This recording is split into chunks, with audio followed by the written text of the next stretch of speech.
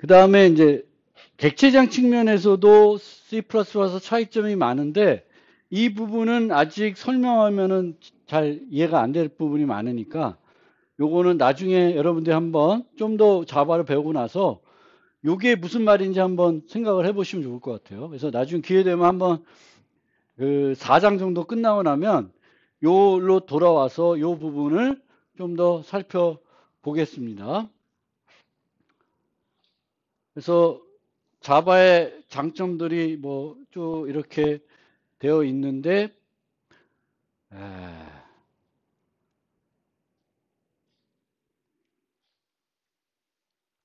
하나 좀 설명드리면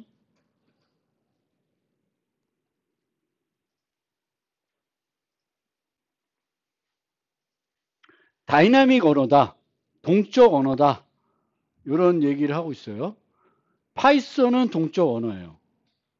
근데 C, C++는 동적 언어가 아닙니다. 그 얘기는 뭐냐면은 실행 시간에 어떤 타입에 대한 정보를 얻어올 수가 없어요. C++는. 근데 자바와 파이썬 같은 경우에는 실행 시간에 이 클래스가 어떤 메소드를 가지고 있고 어떤 멤버 변수를 갖고 있는지 이런 것들을 다 알 수가 있습니다. 파이썬도 그렇고요. 근데 이제 C, C++는 이제 동적 언어가 아닙니다.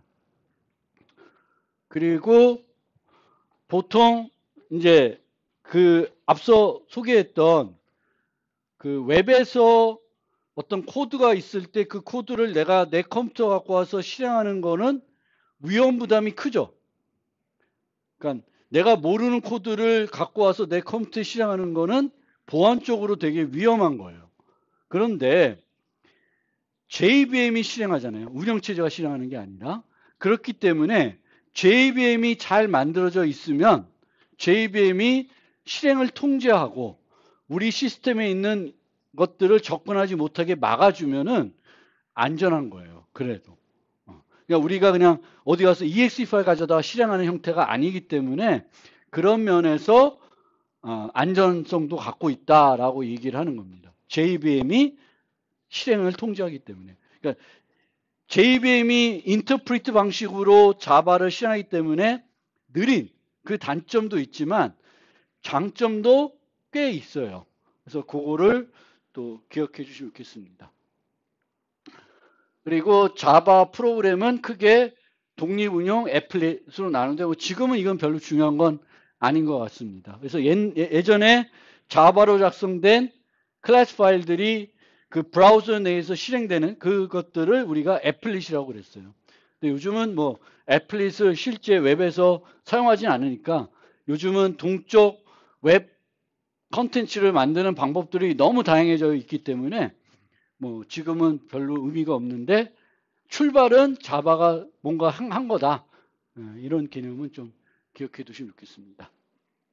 그래서 여기까지가 자바의 소개입니다. 자바는 이렇게 만들어졌고 이런 의도로 만들어져 있기 때문에 이런 특성을 갖고 있어요. 그래서 이거를 좀 기억해 주시면 좋겠고요.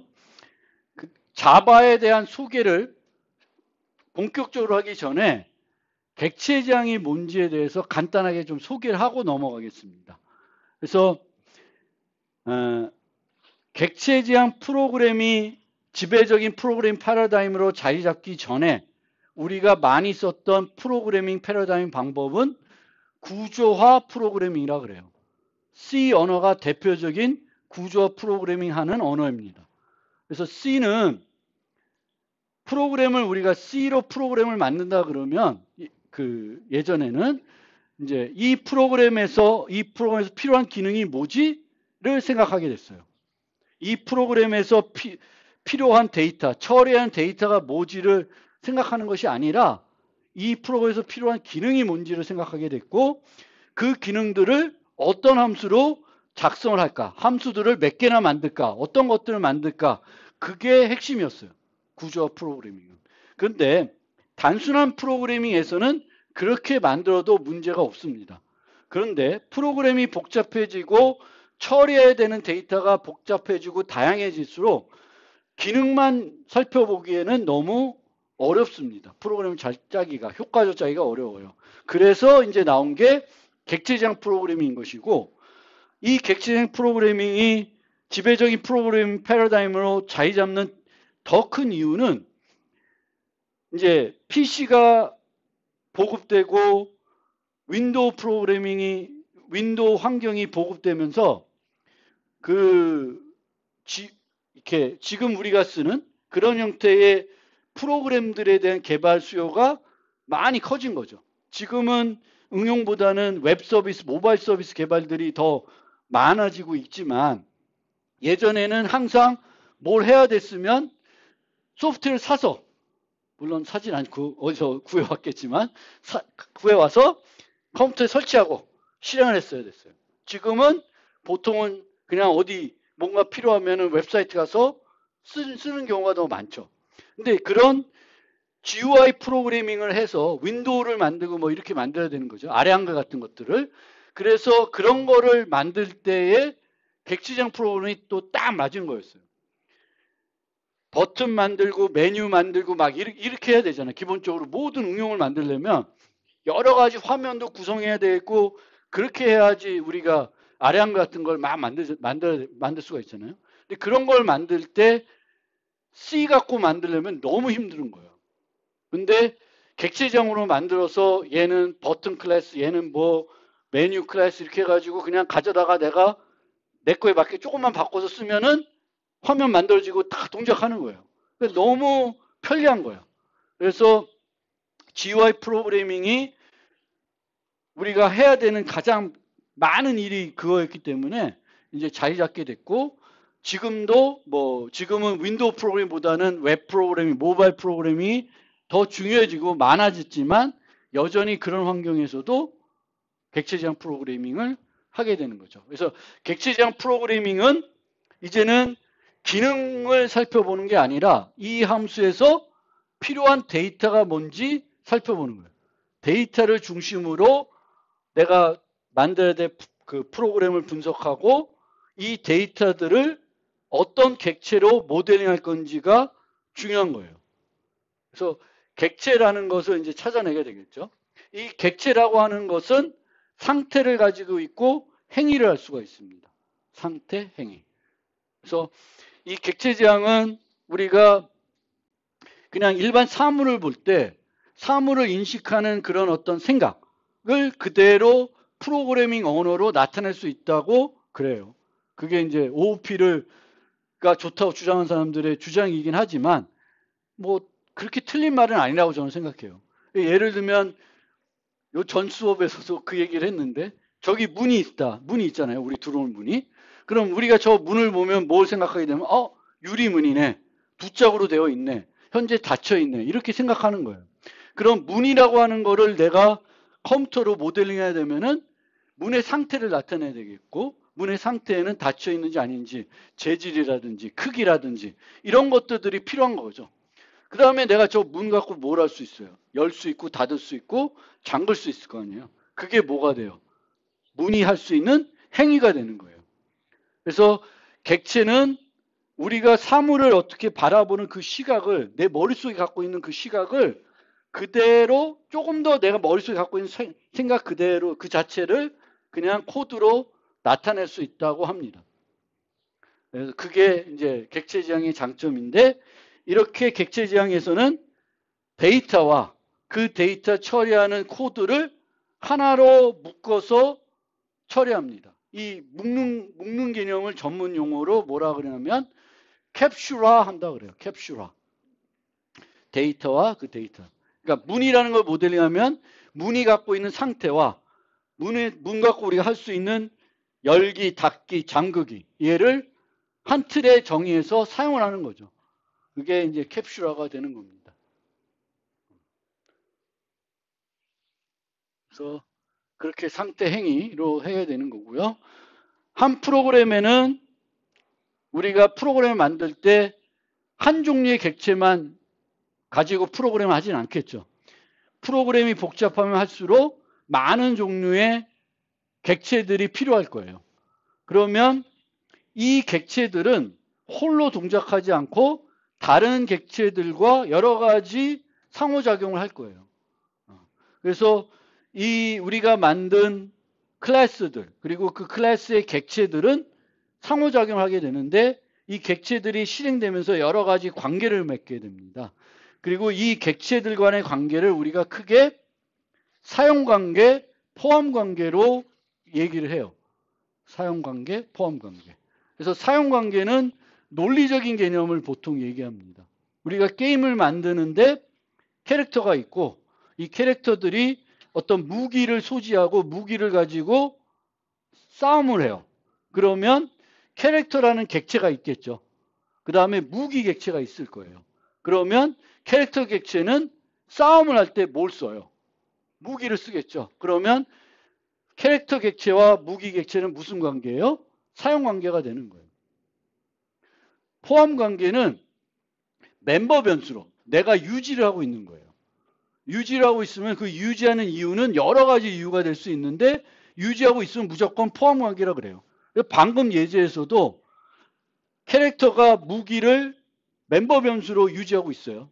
자주 계속 쓰니까 내가 지금 소유하고 있는 무기는 내가 멤버 변수 갖고 있는 거예요. 그러니까 어떻게든 객체가 유지하고 있다. 그러면 얘는 무기는 사용 관계인 동시에 무슨 관계가 돼요? 포함 관계가 돼요. 근데 그러니까 어떤 관계가 사용 관계일 수 있고 포함 관계일 수 있고 둘 다일 수도 있어요. 그럼 포함 관계는 논리적인 개념으로는 안 쓰이냐? 포함 관계도 논리적인 개념으로 쓰일 수도 있습니다. 특히 전체 부분을 나타낼 때 포함 관계로 우리가 나타내게 돼요. 예를 들면 우리가 PC를 모델링 한다. 그럼 PC 안에 여러 부품들이 들어가겠죠. CPU, 뭐 SSD, 뭐 등등 들어갈 텐데 그러면 PC는 CPU를 포함하고 있겠죠. 그런 겁니다. 그래서 포함 관계. 그래서 사용 관계, 포함 관계.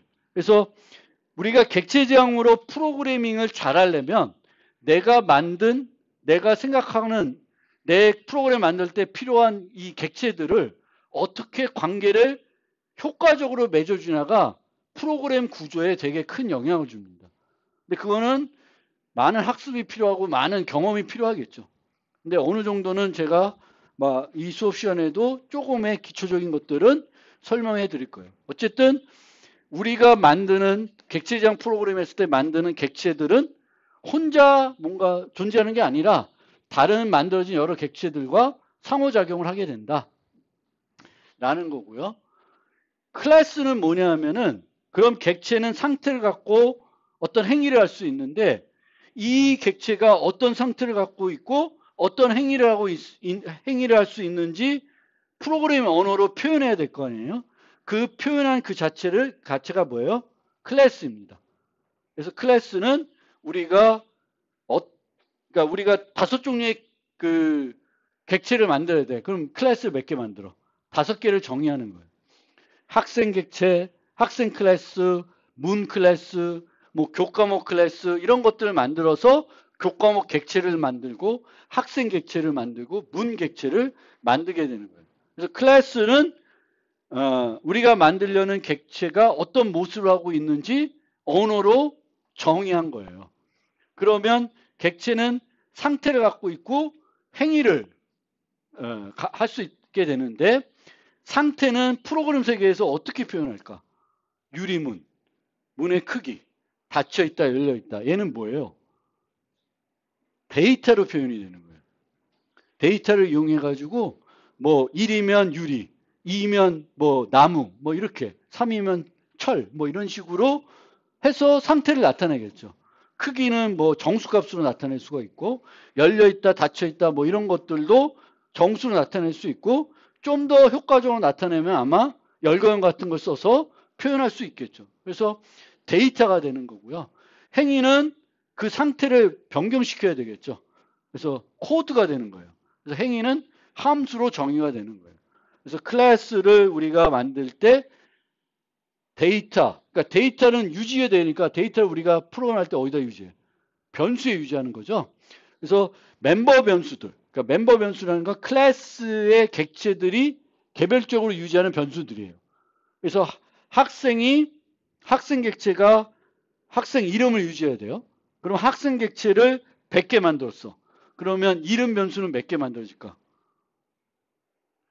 100개 만들어지는 거예요. 각 객체마다 자신의 이름을 유지해야 되죠. 그럼 그게 100개 만들어지는 거예요. 그래서 멤버 변수를 우리가 클래스를 정의할 때 학생 클래스를 만들 때 멤버 변수로 네임을 만들면 그 클래스의 객체를 100개 만들면 100개가 만들어지는 거고 거기에 각각 이름들을 유지할 수 있게끔 되는 거예요. 그래서 그렇고 그래서 데이터는 멤버 변수로 나타내게 되겠고 행위는 함수로 정의돼서 멤버 변수, 멤버 함수 이런 것들을 정의해서 클래스를 정의하게 되는데 멤버 함수라는 용어를 많이 안 쓰고 대신 메소드라는 용어를 많이 써요. 그래서 멤버 변수, 메소드 이렇게 얘기를 해요. 그리고 그냥 멤버라고 얘기하면은 이걸 다 아우르는 얘기예요. 멤버 변수도 있을 수 있고 멤버 함수일 수도 있어요. 메소드를 통칭하는 용어로 사용이 됩니다. 근데 클래스를 정의했어요. 근데 아무것도 객체 생성 안 해. 그럼 아무런 의미가 없어요. 클래스를 정의하고는 어떤 의미 있는 일을 하려고 그러면 뭘 해야 돼? 그 클래스에 객체를 생성해서 뭔가는 해야지만 의미 있는 일을 하는 거예요. 클래스만 정의하면 아무런 의미가 없고요. 또 하나 뭐 설명드리면은 데이터를 우리가 클래스들이 그러니까 객체들이 유지해야 되는 상태 그거를 데이터로 나타내기 때문에 이제 멤버 변수로 모델링하는데 모든 상태를 또 멤버 변수로 모델링하지 않고 메소드로 모델링할 수도 있습니다. 예를 들면 학생이 있는데 학생의 나이 정보가 필요해요. 나이 정보. 그러면 학생 나이 정보가 필요하면은 age라고 하는 멤버 변수, int 타입의 멤버 변수를 만들어서 클래스에 추가할 수가 있죠. 그럼 학생을 만들면 학생마다 age라는 변수가 하나 만들어지고 거기에 나이가 유지되는 거예요. 그런데 학생이 나이뿐만 아니라 또 뭐가 필요하냐면 생년월일이 필요해요. 그러면 생년월일만 유지하고 나이는 유지 안 할 수 있어요. 그럼 나이를 어떻게 해요? get age라고 하는 함수를 만드는 거예요. 그럼 그 함수는 어떻게 하면 뭘 할까? 생년월일로부터 뭘 계산해? 나이를 계산해서 주면 되죠. 그러면 얘는 함수죠. get age는 함수예요. 그럼 이 함수는 행위예요? 행위는 아니에요. 상태예요. 그러니까 상태를 꼭 멤버 변수로만 나타내지 않고 멤버 함수도 객체의 행위를 나타내기 위해서 쓰는 게 아니라 뭘? 상태를 나타내기 위해서도 멤버 함수를 정의할 수도 있습니다. 그거는 우리가 어떻게 하는 게 효과적인지에 따라서 다 달라요. 매번 계산해 놓는 게 편한 건지 그때그때 계산하는 게 더 효과적인지 다 다를 수 있어요. 사각형이 있다. 면적 정보가 필요하다. 그 면적 정보는 멤버 변수 유지하지 않고 매번 폭과 높이 정보로 계산해 줄 수 있어요. 그럼 area라고 하는 함수는 행위가 아니라 상태예요. 그래서 그렇게 좀 기억해 두시면 좋겠고 원래 객체의 3대 요소는 행위, 상태, 식별자라 그러는데 여기서 프로그램 세계에서 식별자는 뭐가 되냐면 변수예요. 변수를 말하는 거예요. 왜냐하면 우리가 학생 객체를 만들면 얘를 만들고 바로 버리진 않죠. 계속 쓰겠죠. 그럼 얘를 계속 쓰게끔 뭔가 접근하는 방법이 필요하죠. 그러면 그때 우리가 프로그램 세계 쓰는 게 뭐예요? 변수예요. 변수에다 객체를 저장하고 똑같은 애를 계속 쓰는 거죠. 근데 또 학생이 하나가 아니라 여러 명이면 여러 개의 변수가 필요할 수 있고 그걸 효과적으로 처리하기 위해서 배열 같은 걸 쓸 수도 있는 거죠. 그래서 식별자라는 건 그런 개념입니다. 그리고 이 클래스들도 그냥 독립적으로 존재하는 게 아니라 클래스 간에도 관계를 이렇게 맺게 되는데 클래스 간 관계 중에 우리가 객체장하면은 늘 그냥 제일 먼저 떠오르는 개념이 상속이라는 개념이에요. 상속. 그래서 상속은 어떤 우리가 사물들을 계층적으로 모델링할 수 있게 해줘요. 계층적으로. 그래서 아까 수업하고 비슷한 수업이 돼버리는데, 여기 있는 것처럼, 여기 애완동물이 있고, 고양이, 강아지가 있는 거죠. 계층적으로 모델링해 주는 거예요. 고양이 밑에 샴, 뭐 러시안 블루, 뭐 여러 가지 있고, 뭐 강아지 밑에 더 있을 수 있죠. 이렇게 계층적으로 위가 얘를 더 아우르는 타입이 되는 거예요. 이런 식으로 우리가 강아지와 고양이를 따로 만들어야 되면은 공통된 요소가 여기도 정해야 되고 여기도 정해야 되잖아요. 그러면 뭐가 되는 거야? 프로그래머가 제일 싫어하는 두 가지가 뭐냐면 하나가 코드 중복이고 또 하나는 오류예요. 디버기 하는 거 되게 싫어해요. 그래서 오류를 안 냈으면 좋겠고 코드가 중복되는 걸 되게 싫어해요. 근데 상속을 이용하면 고양이와 강아지가 갖고 있는 공통된 특성은 어디다 정의하겠어요? 애완동물 정의할 수 있게 해주는 거예요. 그러면 얘를 정의할 때 되게 편하죠. 공통된 특성 말고 고양이가 갖고 있는 더 차별화되는 것만 추가하면 되는 거지, 기존에 만들었던 공통된 특성은 내가 다시 또 안 만들어도 되는 거죠. 그 코드는 펫의 한 곳에만 딱 존재를 하는 거예요. 그게 상속이 가져다주는 이점이에요. 그러면 상속에서 얘와 얘를 만들 때 편하죠. 추가된 특수한 것만 만들면 되니까. 근데 그걸로 끝나는 게 아니라 나중에 이제 이렇게 상속해서 모델링 하면은 펫이라는 타입이 만들어진 거예요. 만약 이게 없으면 강아지와 고양이 타입만 있는데 이제는 뭐가 있냐면 펫이라는 애완동물 타입이 있는 거예요. 그럼 이 펫이라는 타입에는 뭘 유지할 수 있을까? 강아지도 유지할 수 있고 고양이도 유지할 수 있어요. 그러니까 되게 유연하게 프로그램할 수 있는 거죠. 그래서 이런 펫이라는 함수가 있으면 여기에는 뭘 전달할 수 있어요? 강아지도 전달할 수도 있고 고양이도 전달할 수 있는 거예요. 근데 이런 식으로 되어 있으면 여기는 뭐만 전달해요?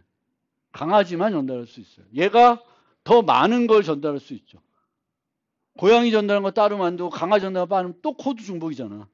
펫 만들어서 여기에다 만들어 놓으면은 강아지도 저기로 보내고 고양이도 보내고, 그리고 나중에 햄스터 만들면 햄스터도 보낼 수 있고 다 보낼 수 있는 거예요. 애완동물에 속한 애들은 여기서 다 문제없이 처리할 수가 있습니다. 그러니까 상속을 하게 되면 만들 때도 이점이 있고 만들어 놓고 나면 공통 리모컨, 즉 공통 타입이 생기니까 그거 갖고도 매우 편리하게 프로그래밍을, 코드 중복 없이 프로그래밍을 할 수 있습니다. 좀 더 상속과 관련된 자세한 얘기는 좀 진행되면서 계속 설명드리겠습니다.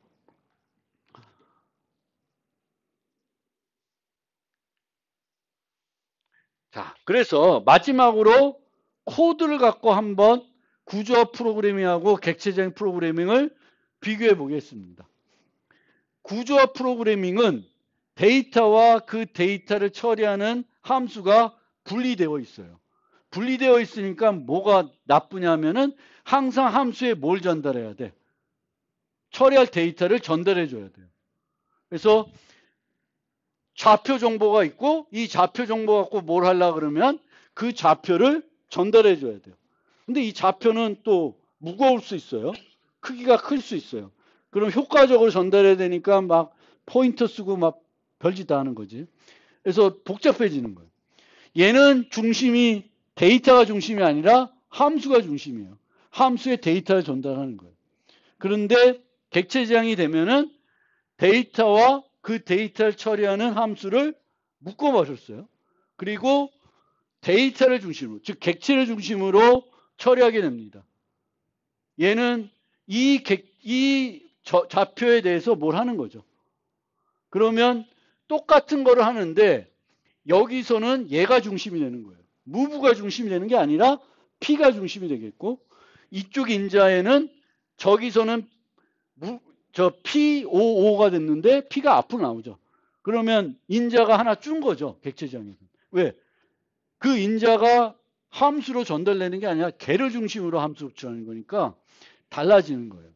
이게 더 효과적으로 프로그램할 수 있는 방법입니다. 편하죠. 또 매번 처리할 데이터를 함수에 보내는 게 아니라 그 데이터를 중심으로 프로그래밍 할 수가 있는 거예요. 그게 객체 지향과 구조화 프로그램의 근본적인 차이가 되겠습니다. 자, 그래서 객체 지향에 대한 어떤 아주 기본적인 얘기를 하고 이제 자바로 넘어갑시다. 자바 이제 넘어가는데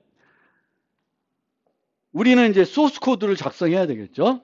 그러면 이제 C++C는 .c 파일을 쓸 거고 파이썬 같은 건 .py 파일을 써서 소스 코드를 작성하게 됩니다.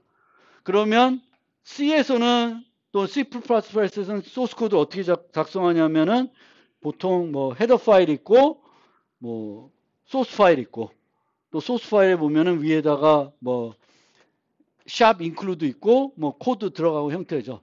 그럼 자바는 어떻게 생겼냐면은 자바 파일은 헤더 파일과 소스 파일이 있지 않아요. 뭐만 있어요?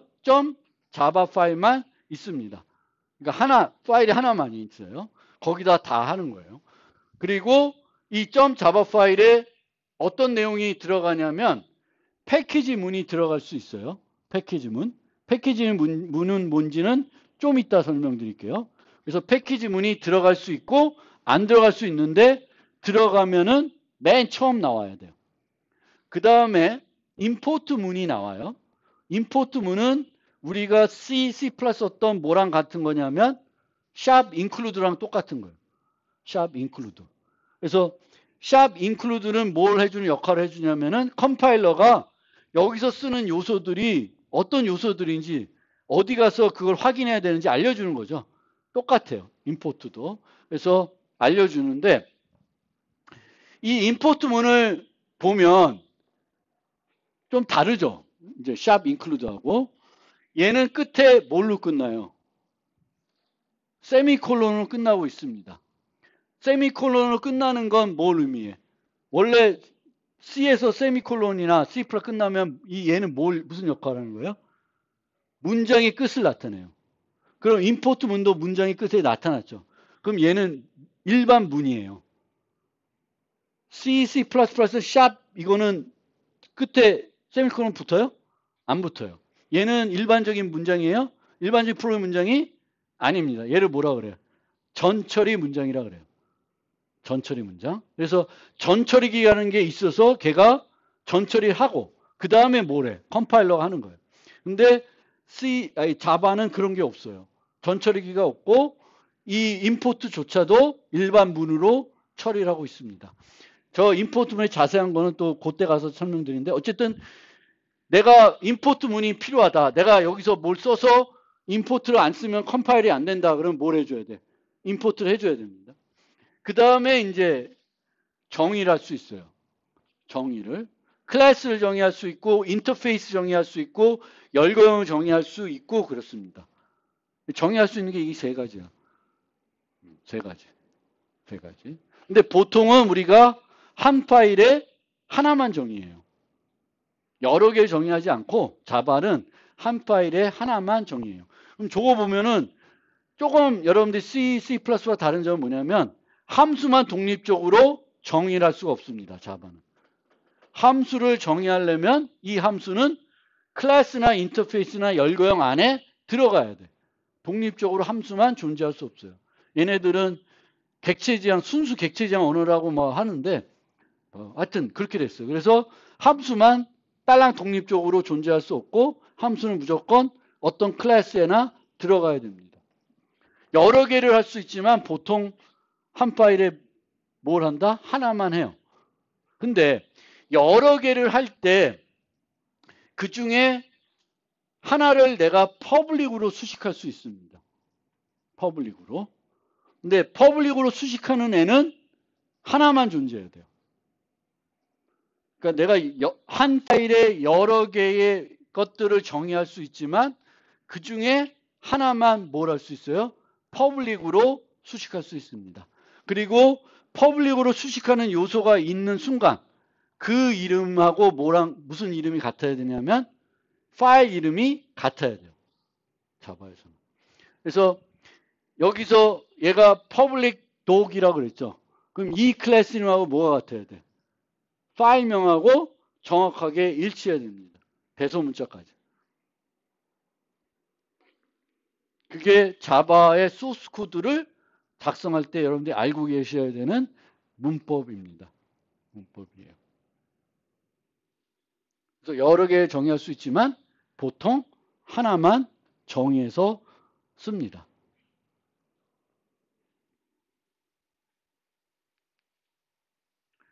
그래서 그렇게 소스 코드를 작성하고 나면 이 소스 코드를 이제 한번 실행해 보고 싶다. 그러면 소스 코드를 실행하려고 그러면은 소스 코드 안에 뭐가 있어야 되냐면 메인 함수가 있어야 돼요. 메인 함수가 없으면 그 자바 소스는 실행할 수가 없어요. 그러니까 실행을 하려면 메인 함수가 있어야 됩니다. 메인 함수가 뭐죠? 프로그램의 시작 위치에 해당되는 거죠. 프로그램을 실행했을 때 처음 실행되는 함수가 메인 함수예요. 그거는 뭐랑 똑같아요? C++와 똑같은 거죠. 그래서 내가 어떤 프로그램을 자바 소스를 실행하고 싶다. 그럼 거기다 뭘 만들어? 메인을 만들면 돼요. 메인. 근데 보통은 한 프로젝트에 메인을 하나만 만들겠지. 근데 자바는 프로젝트에 여러 자바 소스의 메인을 여러 개 만들어도 돼요. 왜 그럴까?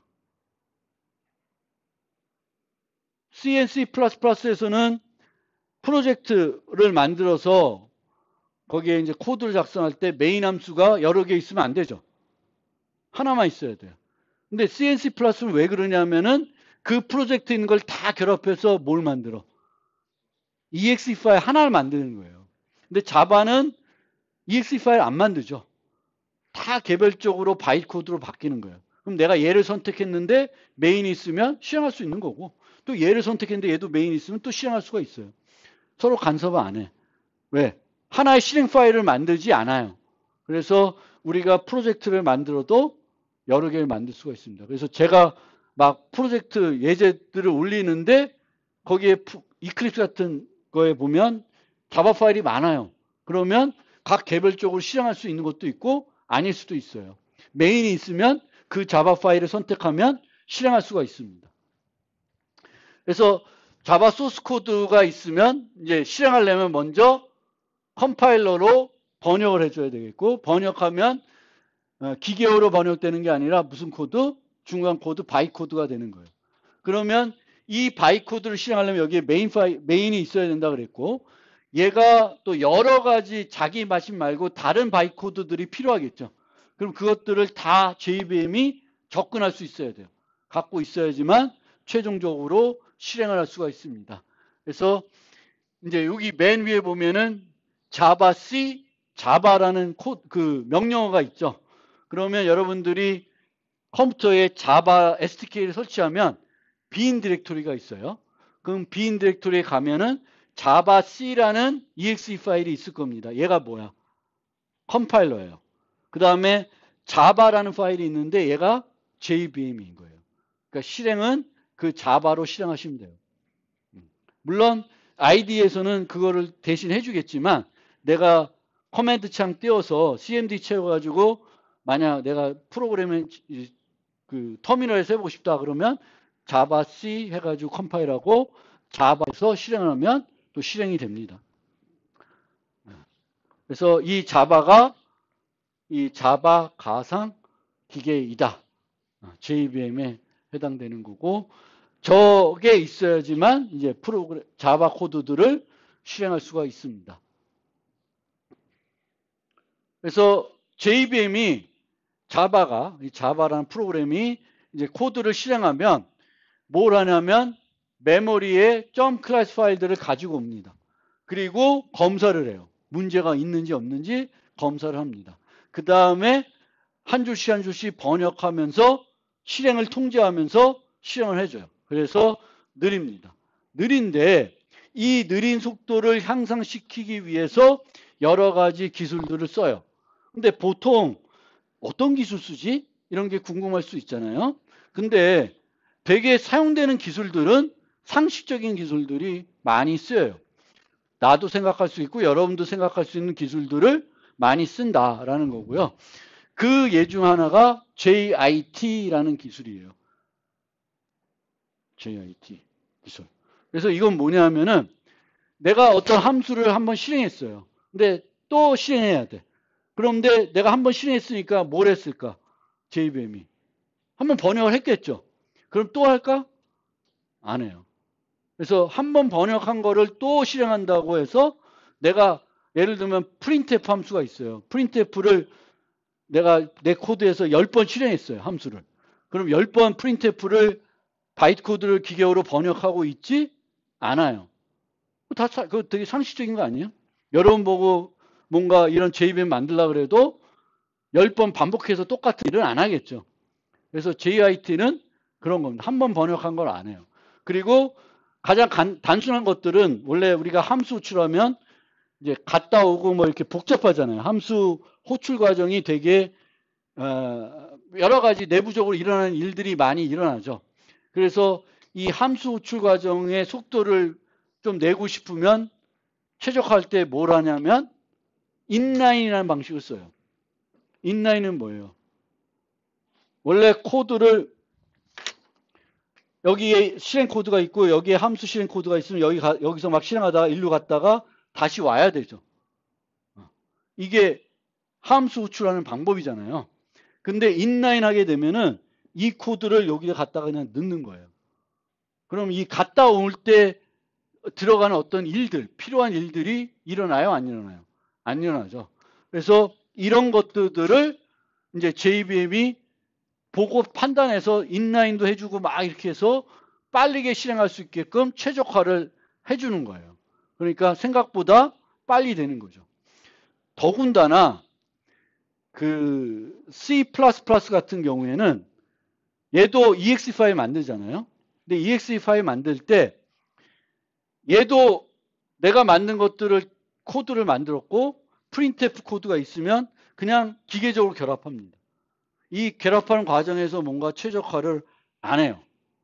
그러니까 라이브러리 코드를 쓰는 거에 대해서 우리가 결합할 때 최적화가 이루어지지 않습니다. 근데 자바를 실행하게 되면은 내가 만든 a.class라는 내가 만든 파일이 있어요. 그리고 printf가 들어있는 .class 파일이 있잖아요. 또 뭐가 있어요? 그러면 이 코드들도 갖다가 인라인 시켜줄 수 있어요. 그러니까 실행하기 때문에 라이브러리에 있는 것도 결합하는 과정에서 C++에서는 절대 못하는 것들도 JVM은 또 해줄 수 있는 것들이 있습니다. 그러니까 최적화를 C and C++에서 못하는 부분도 JVM이 할 수 있는 것들이 있다는 거예요. 뭐 그렇게 하더라도 결과적으로 속도는 따라갈 수는 없죠. 그래도 C and C++가 못하는 부분을 JVM은 할 수 있는 부분들이 또 알게 모르게 있는 거예요. 그래서 그런 특징들을 여러분들이 좀 기억해 주시면 좋겠고, 자바 9에는 어떤 것도 나오냐면은 ahead of time 컴파일러가 나왔습니다. 쟤는 뭐 하는 거냐면 자바 파일을 그냥 exe 파일 만들어주는 거예요. 그러면 속도가 더 빨라지긴 하겠죠. 그래서 JVM을 이용해서 실행하는 게 아니라 아예 exe 파일 만들어가지고 이제 실행할 수 있는 방법도 있습니다. 이건 자바 자체적으로 제공하는 거고, 자바 자체적으로 제공하는 거 말고도 저거를 만들어가지고 그냥 실행 파일 만들어주는 그런 서드 파티 툴들도 있긴 있어요. 그렇게 되면 조금 더 실행 속도가 빨라질 거고요. 이 JVM이 갖고 있는 또 다른 재미난 특성은 뭐냐면은 이 JVM은 뭘 실행할 수 있어요? 바이트 코드를 실행할 수 있죠. 바이트 코드.